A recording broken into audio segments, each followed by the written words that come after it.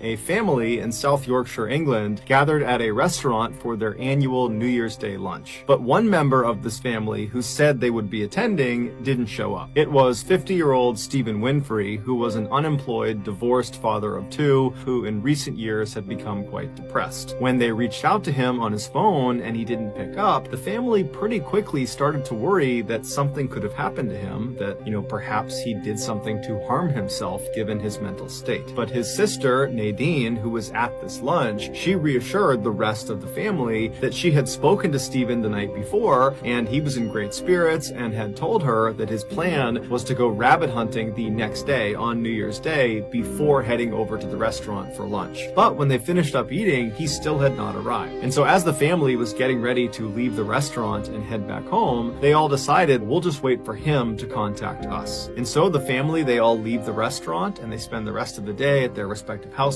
And then the following morning, they all get in touch with each other and they discover that still no one has seen or heard from Stephen. And so at this point, the family just felt like there was something off about this. And so they contacted the police and they reported him missing. As the police were getting ready to head out and begin looking for Stephen that day, they received a call. Stephen had been found. On New Year's Day, January 1st, the day Stephen was supposed to meet his family for lunch, he had gotten up early and headed out to a nearby forested park to do some rabbit hunting, just like he told his sister he would be. And so all morning long, he was doing this with relative success, and then something happened to where Stephen decided he needed to actually look inside of one of these rabbit holes. And so he got down on his hands and knees and stuck his head into this rabbit hole opening. Now, these openings to these rabbit holes are pretty narrow, and so once he forced his head inside, it got stuck. He could not pull it out again. And so all around the outside of this hole where his head was stuck, there were these deep divots that his hands had obviously dug once he realized he was stuck, because he was trying to dig the entrance a little bit wider to get his head out. But as he was working really, really hard and laboring to kind of dig this hole out, he was burning up the very limited amount of oxygen that was inside of this hole. And so when it became clear he was starting to suffocate, he abandoned the approach of trying to dig himself out and began trying to contort his body outside of the hole at really extreme angles to try to pop his head out, even if it meant breaking his neck in the process. But no matter how hard he tried, he just could not get his head out. The following day, January 2nd at 4 p.m., this is after Stephen has been reported missing, a person walking through that forested park saw his body poking out of that hole at a really extreme angle, and so they called the police. The police showed up to the park and they confirmed that Stephen was dead. In 2016, a 25-year-old Wall Street banker named Matt was camping near Mount Rainier in Washington State. On the first night, he found a nice clearing in the trees, and so he set up his campsite there. Several hours later, Matt woke up to some strange sounds coming from outside of his tent. Barely unzipped his tent flap, there was a man sitting in front of his fire pit, and this man all of a sudden looks up directly at Matt and makes eye contact with him, and the guy's eyes go wide, and he stands up, turns around, and runs away from Matt's campsite. And so he just quickly unzips his tent, jumps outside, and shines his light into the forest, and he's just left kind of dumbfounded. Finally, the sun came up again, he packed up his campsite, and he began hiking into the forest. And over the next 2 days, he covered at least 10, maybe 15 miles. He found a nice clearing, and he set up another campsite. That night, he set up a fire, and then as he's sitting there, he hears rustling coming from behind him. He hears a man's voice come out of the darkness. Do you know how to get to Bell's Canyon? He knows that even though he can't see him, it has to be the same guy he saw 2 days ago. And so Matt, not knowing what else to do, just says, I don't know where Bell's Canyon is. The voice from the shadows does not come any closer, but instead asks the same question, a bit more forcefully this time. Do you know how to get to Bell's Canyon? He reached down and grabbed his flashlight and shined it, and what he saw was this guy from 2 days ago looking out from behind a tree, and then the silence was broken yet again by this voice. Do you know how to get to Bell's Canyon? His voice was so close to Matt that Matt got scared and raised his light up, and the man was standing just a few feet away from him. And this time, the man's eyes got out wide, and he turned around and he ran into the forest again. And so Matt just grabbed his knife and stood in the middle of the campsite. By about 3 in the morning, Matt was so tired that he had to go to sleep. And the sun came up, Matt jumped out of his tent, packed up his stuff, and began practically running in the direction of his car. And then the sun started to go down, and Matt knew he would have to camp out again. But several hours later, he woke up to the sound of somebody walking around his tent. And he knew it had to be this guy. He clutched his knife all night. This guy just walked around his campsite. And then around 4 or 5 in the morning, he scampered off. When the sun finally came up, Matt leapt out of his tent, packed up his stuff, and literally just began running in the direction of his car. And unfortunately, as the sun was setting, he knew he was not going to be able to make it to his car. He had to find a clearing and set up his tent again. And then as he's laying there from somewhere out in the woods, Do you know how to get to Bell's Canyon? and then this guy began running past his campsite, making animal sounds, until the sun finally came up and this guy scampered off back into the woods. Matt didn't waste any time. He leapt out of his tent, packed his stuff up, and ran all the way back to his car. When he finally got inside of his car, he cried tears of joy. He finally flew back to New York, and he just had to accept that there was some strange guy who was able to hunt him over 3 days and 30 miles without the use of a flashlight, without any gear, and all he ever said to Matt was, Do you know how to get to Bell's Canyon? At 2 a.m. on December 2nd, 1755, a 94-year-old man named Henry Hall slowly climbed a flight of stairs inside of a lighthouse off the southwest coast of England. Even though Henry was in his 90s, he was still working as a lighthouse keeper. The other 2 lighthouse keepers that were staying on this island with Henry, they were passed out drunk in their beds. This is in 1755, so this is before electricity. And so the light that was coming out of this lighthouse were literally a whole bunch of candles that were situated in this big chandelier that kind of hung down from the very top of the spire. And then above, where the candles are all resting in the chandelier, was this big dome that was the very top of the lighthouse. And the dome was lined with lead. The lead sort of reflected all the light and pushed all the light out all the windows. They had to go up to the lantern room and make sure all the candles were lit. Doing these every 30-minute checks of the candles was completely routine. As he's making his way up the stairs, he starts to smell smoke. And clearly some of the soot that was caked on the underside of this dome was starting to smolder. Henry decided the best thing for him to do was to open up a window. But when he does, it creates a vacuum effect and all this air gets pulled into the lantern room and the dome just ignites into flames. There was this balcony that jutted outside of the actual lighthouse. And so he stepped out onto this balcony, he turned and could look up, and basically right in front of him is the roof and it's on fire. And out on this balcony were all these buckets to collect rainwater. So one by one, he's chucking the water up on the roof, and here's his 2 colleagues come bounding up the stairs, and all 3 of them are now grabbing buckets. And then finally, Henry grabbed one last bucket and he chucked the water right onto the roof. He suddenly felt this blinding pain come over his whole body, and his colleagues, they look at him and they see he's smoldering. There's smoke coming off of him, and they're dousing Henry with water. He just blurts out to them, "We gotta get out of here." And so the 3 of them, they abandon the buckets and they bolt out of the lighthouse, and they make their way to a cave on the coast of this island. And luckily there was a ship on the horizon that spotted this smoldering ruin of the lighthouse, and they came in, they scooped the 3 men up, and they brought them back to mainland England. Henry's 2 younger co-workers made sure to help get Henry to his home, and then when he was there, they called for a doctor because Henry was still complaining about this really intense feeling in his stomach. And the doctor told him, look, I don't know exactly what that pain is from, but very likely when you were right near the fire, you were inhaling a lot of smoke. So for the next several days, he got worse. And then finally, 12 days after the fire, Henry died. The doctor decided to perform an autopsy on Henry. It would turn out during the fire, he looked up as he was throwing the water and his mouth was open. And at the same time he did that, a piece of molten lead from the dome dripped down and fell into his mouth and then cooled and hardened in his stomach. Today, that same piece of lead is actually on display at the National Museum of Scotland. In 2014, a German man and his friends went on vacation to a seaside resort in Bulgaria. On the last day of his trip, he got in a fight with 4 other guys over a soccer match, leaving him with a perforated eardrum. A doctor prescribes him an antibiotic and advises him not to fly home the next day with his friends because a change in air pressure could further damage his eardrum. So his friends take off the next day and he decides to stay one more night and checks into a cheap hotel. That night, his mother gets a distressing phone call from him where in a low whisper he says that 4 men are coming to kill him and that she should cancel all of his bank cards. Footage from that night in the hotel shows him pacing up and down the hallway and even hiding in an elevator. Early the next day, he heads to the airport, but before he goes through security, he does something truly unexplainable that was captured on camera and has been viewed millions of times across the internet. He stops, drops all of his things, turns around and sprints out of the airport yelling, "I don't want to die here," climbs a barbed wire fence, disappears into the forest, never to be seen again. The Thorpe family lived in Dunbar, Pennsylvania, which was a small town of less than 1,000 people.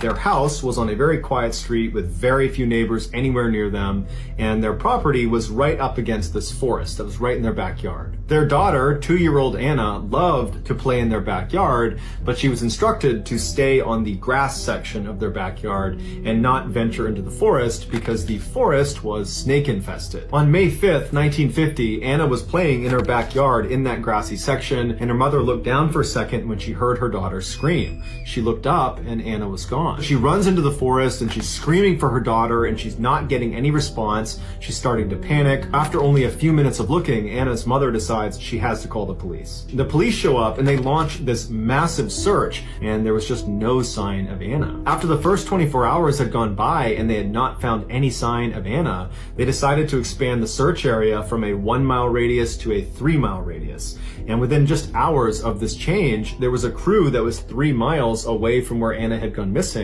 and they found Anna, and she was alive. She was laying under this blackberry bush. All she had on was a single shoe. Next to her was a pile of clothes. When they went up to her, she seemed okay. They picked her up and they brought her back to the search headquarters where they reunited her with her parents. A doctor looked at her and the doctor said, there's no signs that she was attacked. There's really no signs of any wear and tear on her at all. When Anna was asked about what happened to her, she wasn't able to give any sort of meaningful answer because she's only 2 years old. The only way for her to have arrived at that spot was if she crossed 10 barbed wire fences. There was no other way for her to have gotten there. The only other way would have been a massive detour that she literally could not have covered. An adult probably couldn't have covered in the amount of time given. And so people began saying, it looks like Anna was abducted and placed where she was ultimately found inside of those woods. Unfortunately, though, we'll probably never know the truth. In 2010, Kayla was a senior at the University of California, Santa Barbara, a big party school. And one Friday evening, Kayla and her friends were at a big party, and Kayla was having a great time, but she was starting to feel really tired. And so she asked her friends if maybe they wanted to leave early, but none of them did. And so Kayla left on her own. That night, her 2 roommates had decided to stay in and just have a nice night with a couple of friends having some wine. And so when Kayla walked inside, she saw there was a guy laying there with a blanket up to his chin. She didn't recognize him, but he was staring at her, and she figured, he must be a friend of her roommates. But as she walked across the room, she kind of glanced back at him, and he had pulled the covers down slightly, and he had lifted his head up, and he was staring at her kind of menacingly. And so Kayla got a really bad vibe from this guy, and just kind of hustled into her room, shut the door behind her, and locked it, something she never did. A couple of hours later, she woke up to what sounded like tapping on wood. She realizes this tapping sound is the sound of someone drumming their fingers on the outside of her door. And then all of a sudden, the drumming stops and it's replaced by the sound of scratching on the outside of the door. And now the scratching on the door has stopped and it's been replaced by jiggling of her doorknob. And so now Kayla is just mad. And so she yells out, "Hey, stop!" But it doesn't do anything. And so now Kayla's like, okay, I gotta call my roommates, wake them up, and they'll handle it. And so she calls one of her roommates, and Kayla angrily tells them, "Hey, come out into the living room and tell your friend to knock it off. He's totally harassing me." And her roommate says, "Kayla, what are you talking about?" And Kayla says, "The guy in our living room sleeping on the couch." And her roommate said, "Kayla, we didn't have anybody over last night. Is somebody out there? You need to call the police." Kayla's adrenaline surged, and she very calmly told her roommate, "Lock your door immediately."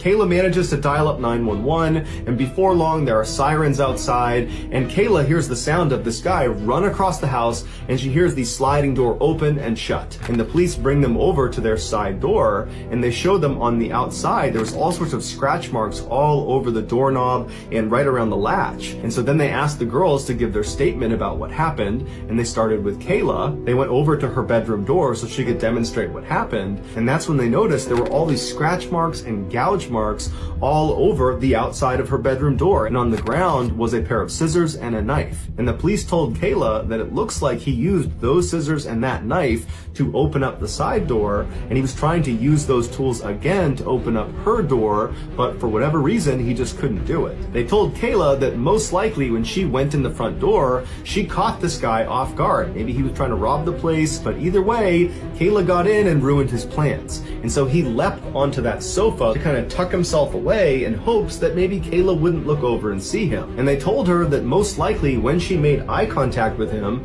she became a witness and therefore a target of opportunity.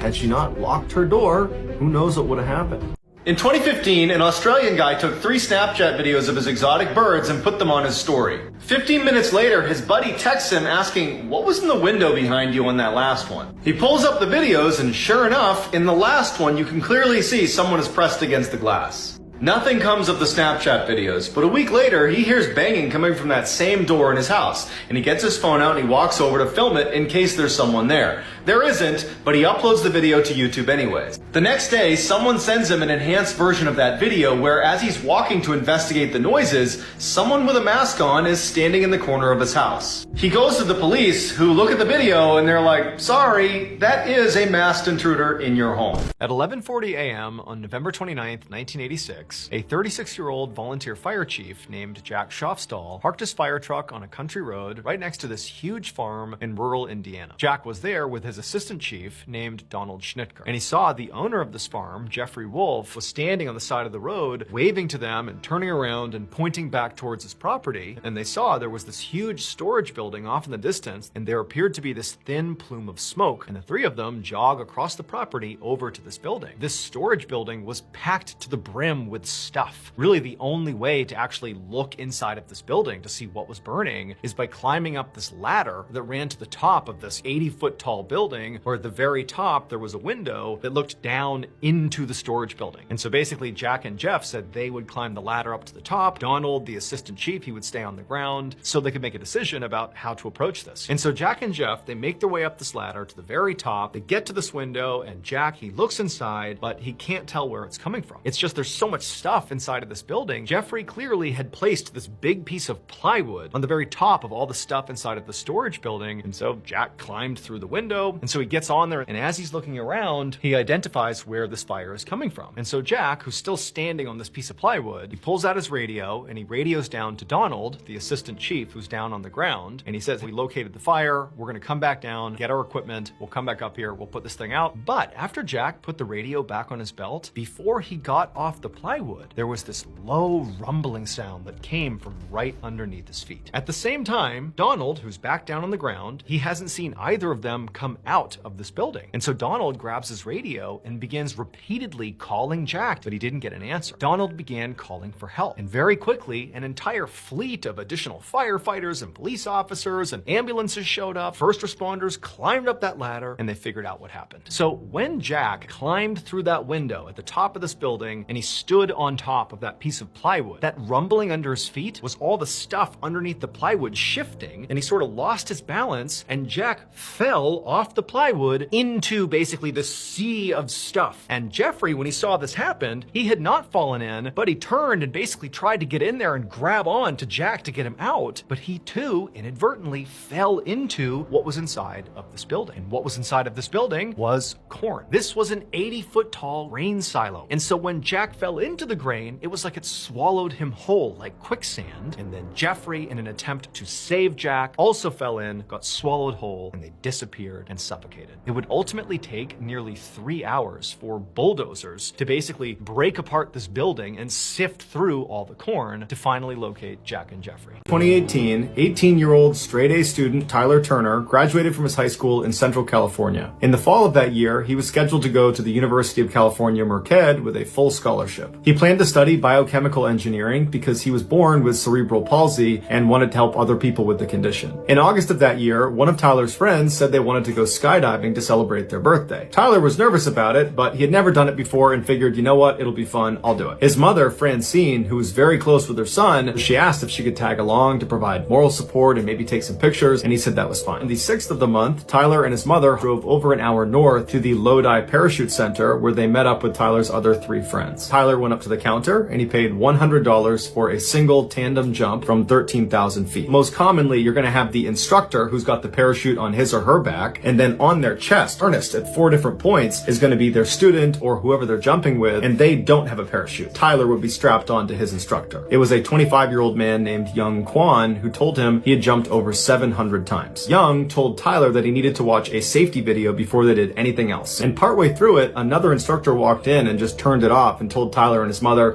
you've seen enough, you guys can go. Just before 10 a.m., Young helped Tyler get into his tandem jump harness, and then afterward, Tyler walked over to his mom, gave her a big hug, told her he loved her, and then he departed his mother and walked his way over to the staging area where he and the other jumpers were waiting for the plane to start. While they waited, Tyler was really nervous, and as instructor, to put Tyler at ease, he began filming Tyler and interviewing him, to kind of make light of the whole situation. My name is Tyler Turner. What are you doing here? I am gonna jump out of a plane. It's your first time. First time indeed. That's my mom over there. Hello. Very loving mom. Done a lot for me in my life. She'll help me with more of my life because I want to make it. Okay, we're gonna make it. The plane was ready to go, so it was time to start boarding. Tyler and his instructor walked over. Tyler stopped on the tarmac. He took a knee and prayed, and then he stood back up. He turned to his mother, he waved, and then he boarded the plane. The plane took off. It was up at 13,000 feet, flying in circular patterns, and that's when Francine started looking up, looking for her son, and at some point she started seeing jumpers come out of the plane. Couldn't possibly make out who was who. As the jumpers began pulling their parachutes, she was trying to remember what color her son's parachute was, but she couldn't remember. As they got lower and lower, and you could actually start to make out who the jumpers were, she didn't see her son. And that's because her son's parachute never opened, and unfortunately, his instructor, Yang, was not able to fix the malfunction, and so they both crashed into the ground, killing them both instantly. Tyler's family sued the owner of the parachute facility after they discovered Tyler's instructor, Yang, was not even certified to be an instructor, would not have received any of the required training on how to handle parachute malfunctions, and the owner knew about it. Investigators also discovered that 20 people had died skydiving at this facility under the same owner, and ultimately a judge agreed with that sentiment and awarded the Turner family $40 million from the owner of this facility. In the early 2010s, two 15-year-old friends were camping at a state forest with their families. One night, the friends decide they want to go explore the woods around their campsite, but they want to see how far they can get without using a flashlight. A little ways into their trip, they start to hear some whispering behind them,